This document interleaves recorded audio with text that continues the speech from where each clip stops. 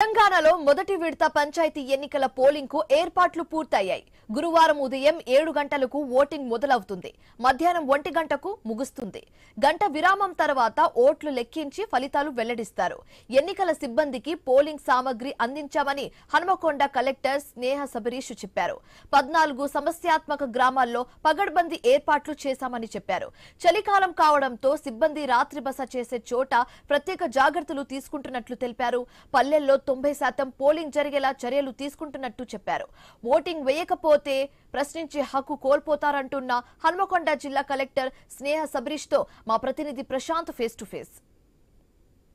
సర్వం సిద్ధమైంది. ఉమ్మడి వరంగల్ జిల్లాలోని గ్రామ పంచాయతీ మొదటి విడత ఎన్నికల కోసం అయితే అధికార యంత్రాంగం అయితే ఇటు డిస్ట్రిబ్యూషన్ పనిలో ఉన్నారు. ప్రస్తుతం హన్మకొండ జిల్లాలోని 3 మండలాలకు సంబంధించి 69 గ్రామ పంచాయతీలకు గాను ఇప్పటికే 5 గ్రామ పంచాయతీలు ఏకగ్రీవం కాగా 64 గ్రామ పంచాయతీలకు సంబంధించినటువంటి డిస్ట్రిబ్యూషన్ ప్రక్రియ అయితే పూర్తిగా స్టార్ట్ అయిపోయింది. ఏర్పాట్లు కూడా సమగ్రంగా కొనసాగిస్తున్న పరిస్థితి అయితే ఉంది. ప్రస్తుతం మనము హన్మకొండ జిల్లాలోని కమలాపూర్ మండల కేంద్రంలో ఉన్న డిస్ట్రిబ్యూటర్ కేంద్రం వద్దకి ఇప్పుడే కలెక్టర్ గారు కూడా వచ్చి ఏర్పాట్లను కూడా పర్యవేక్షిస్తున్నారు. వారితో మాట్లాడే ప్రయత్నం చేద్దాం. మేడం, ఏర్పాట్లు ఎలా ఉన్నాయి మేడం? అన్నీ బాగానే జరుగుతున్నాయండి. ఫేజ్ 1లో మనకి 3 మండలాలు ఉన్నాయి కాబట్టి 2 మండలాల్లో నేను డిస్ట్రిబ్యూషన్ సెంటర్ చూశాను. అన్ని ఏర్పాట్లు అయితే బాగానే ఉన్నాయి. సిబ్బంది కూడా దాదాపు అందరూ రిపోర్ట్ చేశారు. రిపోర్ట్ చేయని వాళ్ళకి మాత్రం మేము రిజర్వ్ స్టాఫ్లో నుంచి కూడా పోల్ డ్యూటీ అలొకేట్ చేయడం జరుగుతుంది. అంటే వాళ్ళకు ఇచ్చే మెటీరియల్ కావచ్చు, వాళ్ళకి ఇచ్చేటువంటి ఇన్స్ట్రక్షన్స్ కావచ్చు, ట్రైనింగ్లో ఏమేమి చెప్పారు మేడం మేజర్గా? అంటే ఇప్పుడు ఇక్కడ పిఓస్ ఎవరైతే ఉన్నారో ప్రిసైడింగ్ ఆఫీసర్స్ వాళ్ళు మాత్రం మేజర్ ఇన్ఛార్జ్ ఆఫ్ ఎలక్షన్ ఉంటారు. సో వాళ్ళకే మేము ప్రత్యేకంగా అంటే బ్యాలెట్ బాక్స్ ఎలా ఓపెన్ చేయాలి, ఎలా క్లోజ్ చేయాలి, ఆర్ ఎలక్షన్ ఏజెంట్స్తో ఎలా ప్రవర్తించాలి, అలాగే ఓటర్స్కి ఓట్ ఎలా వేయాలి, బ్యాలెట్ పేపర్ మీద డిస్టింగ్విషింగ్ మార్క్ ఎట్లా పెట్టాలి, అది ఎట్లా పెడితే ఇన్వాలిడ్ అవుతుంది, ఎట్లా పెడితే వ్యాలిడ్ అవుతుంది, ఇవన్నీ ప్రాపర్ ట్రైనింగ్ ఇచ్చాము పిఓస్కి. అదే కాకుండా పిఓ ఒక వార్డుకి ఉంటారు, ఒక ఫుల్ గ్రామ పంచాయతీకి ఒక రిటర్నింగ్ ఆఫీసర్ ఉంటారు. సో మొత్తము ఎలక్షన్ అండ్ కౌంటింగ్ అంతా ఆరో పర్యవేక్షణలో జరుగుతుంది. అందరికీ ప్రాపర్గా ట్రైనింగ్ ఇచ్చాము. వాళ్ళకి కావాల్సిన హ్యాండ్ బుక్స్ కూడా ఉన్నాయి. So we're expecting election will go smoothly. అంటే ఈ రోజు రాత్రి ఎన్ని గంటల వరకు చేరుకుంటారు? గ్రామ పంచాయతీలలో నైట్ స్టేకి సంబంధించి అన్ని ఏర్పాట్లు చేస్తారు? లేదు, రాత్రి చేరుకోవడం అనేది ఏముండదు. ఇప్పుడు 1:30 తర్వాత అందరూ లంచ్ చేసుకొని బయలుదేరుతారు. మ్యాక్సిమం 2-2:15 వరకు అందరూ గ్రామ పంచాయతీస్ వార్డ్స్కి రిపోర్ట్ చేసేస్తారు.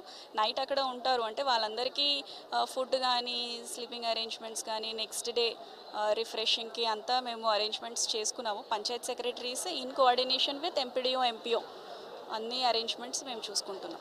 అంటే ఏమన్నా సమస్యాత్మక కేంద్రాలు కానీ ఏమన్నా కాంట్రవర్సీస్ ఉన్న ప్లేసెస్ని ఐడెంటిఫై చేస్తారు? లేదు, అంటే మరీ పెద్దగా సమస్యాత్మక కేంద్రాలు అన్నట్టు ఏమీ లేవు.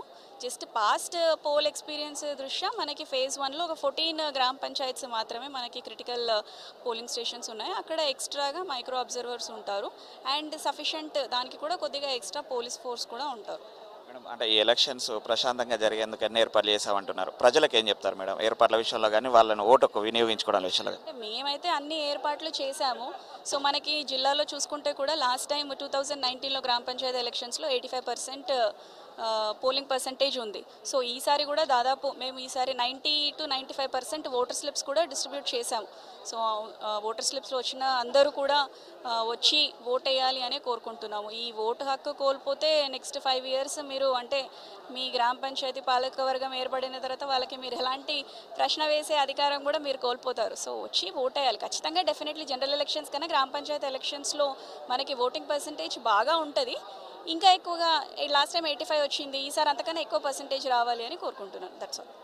అది మనం చూస్తున్నాము. ఈసారి 90% ఎబో ఓటింగ్ పర్సంటేజ్ పెరగడానికి అన్ని ఏర్పాట్లు చేశామని చెప్పేసి కలెక్టర్ చెప్తున్నారు. ఇప్పటికే మనము డిస్ట్రిబ్యూషన్ సెంటర్ వద్ద చూస్తున్నాము. ఒక్కొక్క ప్రిసైడింగ్ ఆఫీసర్కి ఇటు బ్యాలెట్ బాక్స్, అదేవిధంగా అట్టతో పాటు 41 స్టేషన్ మెటీరియల్కి సంబంధించినటువంటి అవన్నీ కూడా అందించిన పరిస్థితి మనం చూస్తున్నాము.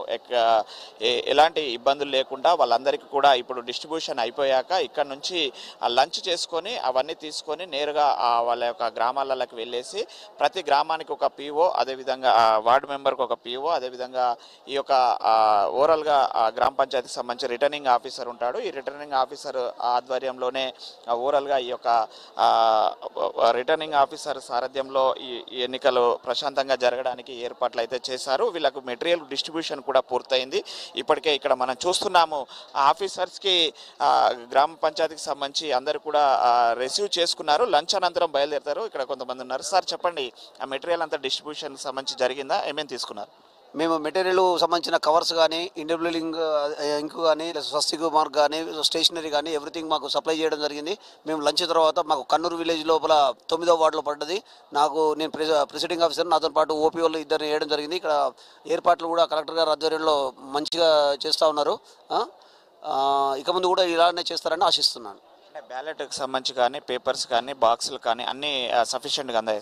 అన్ని పర్ఫెక్ట్గానే ఉన్నాయండి. అన్నీ ఒకసారి చెక్ చేసుకున్నాం. మేము చెక్ చేసుకున్నప్పుడు మనం వాళ్ళు ఇచ్చిన చెక్ స్లిప్ ప్రకారంగా ప్రతిదీ మా దగ్గర ఉన్నాయి. ఆ చెక్ స్లిప్ ప్రకారం చెక్ చేసుకుంటే ప్రతిదీ కూడా కరెక్ట్గానే ఉన్నాయి మాకు. అది మనం చూస్తున్నాము. కలెక్టర్ గారి ఆధ్వర్యంలో డిస్ట్రిబ్యూషన్ సెంటర్ వద్దనైతే మాకు ఇచ్చినటువంటి స్టేషన్ మెటీరియల్ కావచ్చు, బ్యాలెట్ బాక్సులు కావచ్చు, బ్యాలెట్కి సంబంధించి కావచ్చు, అన్నీ కూడా సఫిషియెంట్గా అందాయి. ఇవన్నీ కూడా మేము సఫిషియెంట్గా తీసుకొని ఇక్కడికి వచ్చాము. ఆ ఏర్పాట్లకు సంబంధించి అయితే పూర్తిగా ఎక్కడికక్కడ పూర్తయింది.